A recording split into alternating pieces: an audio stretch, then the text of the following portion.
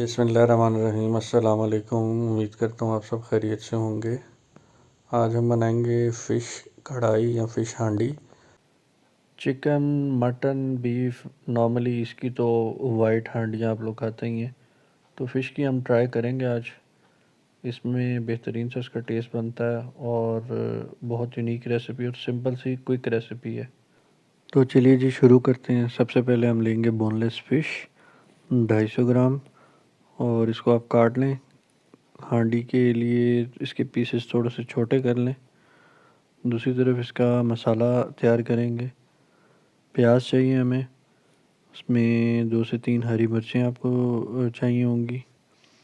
अदरक इसमें चाहिए होगा आपको, और इसके अंदर अदरक के साथ हमें 4 दाने जो हैं लहसुन के वो चाहिए होंगे। ये तमाम चीज़ें आप अच्छे से फाइनली ग्राइंड कर लें, उसको पेस्ट इसकी बना लें। दूसरी तरफ हम शुरू करते हैं, मसाला इसका तैयार करेंगे दही के अंदर। तो दही आप ले लें तकरीबन 1 पाव या 200 ग्राम। उसके अंदर जो चीज़ें डालनी है ये है नारियल का पाउडर, ये आप इसमें डालें हाफ़ चम्मच। नमक अपनी ज़रूरत के मुताबिक डालें। उसके बाद आप इसके अंदर डालें वाइट पेपर 1 टेबल स्पून। उसके बाद हम इसके अंदर डालेंगे गरम मसाला, थोड़ा सा बिल्कुल डालेंगे, कलर ज़्यादा इसका ख़राब ना हो, वाइट हांडी है ना इसलिए। और इसके साथ थोड़ी सी हम डालेंगे इसके अंदर काली मिर्च, ये आप हाफ़ टी स्पून ले लें। इस सबको अच्छे से आप मिक्स करें दही के अंदर। और उसके बाद हम इसकी प्रिपरेशन की तरफ चलते हैं। कढ़ाई में ऑयल लें। सबसे पहले हमने जो ग्राइंड किया हुआ मसाला है, इसमें लहसुन, अदरक, हरी मिर्च है, उसको आप अच्छे से फ्राई करें। और इसकी जो फ्लेम आपने रखना है वो मीडियम फ्लेम रखना है, हाई फ्लेम पे इसको नहीं फ्राई करना। तो चलें जी इसको करते हैं फ्राई। और जैसे ही थोड़ा सा ये फ्राई हो जाए तो इसके अंदर हम ऐड कर देंगे फ़िश। और फ़िश जो है जब आपने ऐड करनी है तो उसको बड़ा आराम से ध्यान से इसको चम्मच चलाना है कि आपकी जो फ़िश है वो टूटे ना।